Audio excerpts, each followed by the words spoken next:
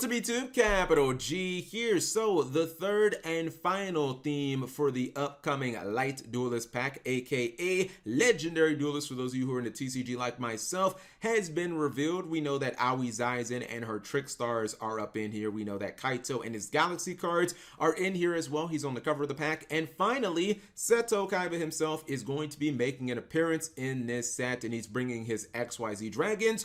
Although, you know, when I first saw these cards, I did think Seto Kaiba, but then I was like, wait a minute, it doesn't explicitly say Kaiba anywhere. Could, you know, maybe be Chaz Princeton, could be my boy Manjume Thunder, because he did play like a variation of XYZ. I forget if it was in the anime or the show, but no, these are going to be, they are going to be Kaiba cards after all. And it's really interesting because, you know, when you think of XYZ Dragons, basically think of Kaiba way back in DM, the duel against Yugi and the Coliseum, you know, enemy controller and all that nonsense, and their union monsters, like kind of the original OGs, etc., etc. These are obviously like a super duper updated version of them, but these cards are dangerous. I mean, seriously, I will show you guys a combo that is absolutely disgusting. And the worst part is, even though Konami did try to put some guardrails on these cards because a lot of their effects basically lock you into special summoning light monsters only from the extra deck for the rest of the turn, so they weren't trying to, you know, let you be able to do tier stuff where you're summoning whatever, there is still a one card FTK. Like seriously, there is a one card FTK where all you summon is light monsters from the extra deck. Like, how ridiculous is that? And it is one card. It's just one simple card. You actually just FTK your opponent, and it's crazy because so many of these new cards do not have hard once per turns on them. It's very similar to, you know, ABC, which obviously when those cards came out, maybe like 2016 or whatever, they took over the game. You know, they won a YCS, etc., because there was no hard once per turn on those you know, cards, and these cards are kind of similar to that. And you know, Konami always has to be careful when they make new support that kind of works with older cards, because for those of you who are new to Yu-Gi-Oh, or maybe you've been just playing for a few years or whatever, hard once per turn is still a fairly new thing in Yu-Gi-Oh. When you think of like the first four eras, you know, DM, GX, 5Ds, and Zexal, hard once per turn didn't exist. I think it was on maybe 2 or 3 Zexal cards, but outside of that, it wasn't a thing. And these cards are very reminiscent of that in ABC. So I'll cover like a couple of the key cards, and then I'll obviously show you guys the super degenerate FTK that you can do. So X-Cross Cannon is the starter for this theme, and it's insane because it's basically like a cross between Union Hanger, the field spell, and then like Union Driver, the card that lets you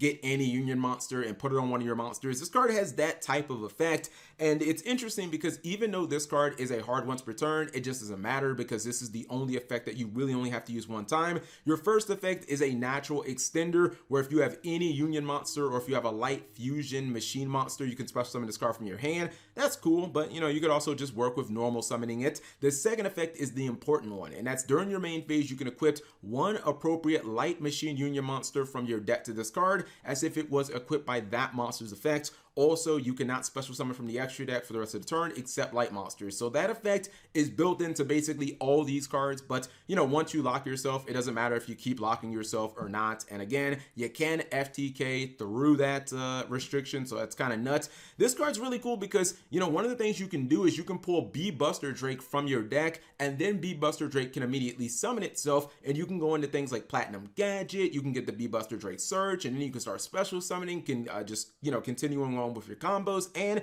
keep in mind, if Konami wants to get spicy and they want to unban something like Union Carrier, it can get real insane real fast. Now, with the Y and the Z, their first effects are very powerful. They have the first the first effect on both cards is the same, and it's not a hard once per turn, and this is why you basically just get to loop the cards over and over and over again and constantly put bodies on the field. It says if this card is special summoned, you can equip one light machine monster from your hand or graveyard. Also, you know, you're locked into special summoning light monsters from the extra deck for the rest of the turn, but that won't matter because X already locked you. Now, the important thing here is, again, you can take that B Buster Drake that you already searched out, you can bring it back to the, back row, and then you can just unequip it by summoning it. Then you link some more, or you go into some other plays and you just keep on searching and you just keep getting access to more cards. So these cards not being hard once per turns is kind of nutty. Like, I think Konami looked at it and they said, hey, we locked you into light for their whole turn. That's probably enough.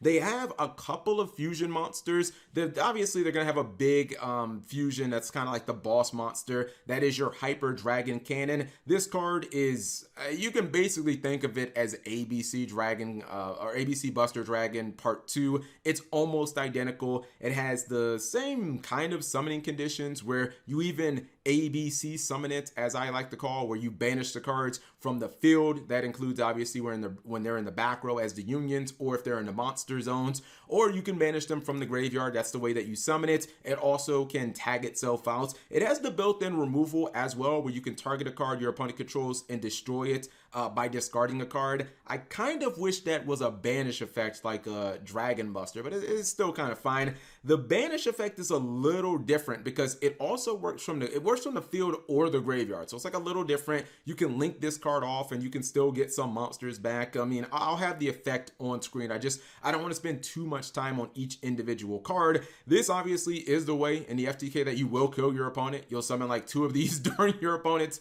or you'll summon 2 of these during your second turn and you will kill your opponent. Some people might say, well, Cap, if it's an FTK, how is my opponent getting a turn? Well, you use Ptolemaeus. You skip their entire turn, so it's not technically an FTK, but for all intents and purposes, your opponent literally doesn't get to play. It's very much like the Worldo, the Arcana Force card. You skip your opponent's turn, and then you kill them on the crackback. Union Controller is insane. This is like one of the easy fusions that they can go into, and what's cool about this card is it requires, obviously, the new XYZ cards, but it also works with 1 light machine monster, and obviously that opens the door up for any of the ABC pieces. And when this card is summoned from the extra deck, you can add a spell and trap from your deck to your hand that mention Union Monster in its text. So this searches all the ABC, spell cards. Like it can search Union Hanger. There's also a new spell. Like it basically searches all those cards.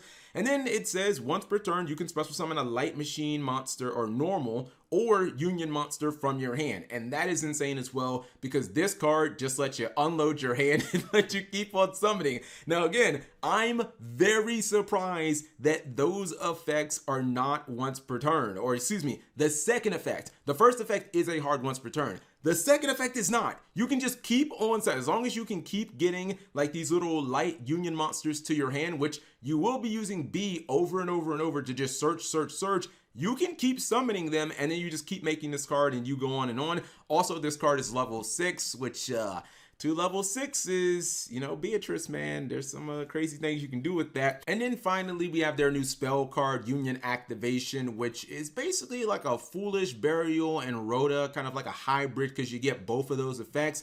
Keep in mind, this card is searchable by the enemy controller fusion monster, so it's supposed to directly work with the card, like directly work after it, because the second effect is really not that important. But the first effect, you send a 1 light machine normal or Union monster from your hand or deck to the graveyard, and if you do, you add 1 light machine monster with the same attack but a different name from your deck to your hand. So you're foolishing 1 and then you're adding 1 to your hand. Obviously that's supposed to set up more cards in your graveyard so that you can ABC summon them, basically banish the dudes from the graveyard to summon your big bosses. And then the card that you add to your hand, that monster, probably they want you to summon it off Union Controller, and then probably again just banish it to to summon your boss monsters, etc., etc. But anyways, there is a 1 card OTK, and yeah, it's pretty much just built off the back of X. Like you summon X, you get your B Buster Drake. Your B Buster Drake just summon itself. You go on the Platinum Gadget, then your Platinum Gadget is going to summon the monster that you just searched from your hand.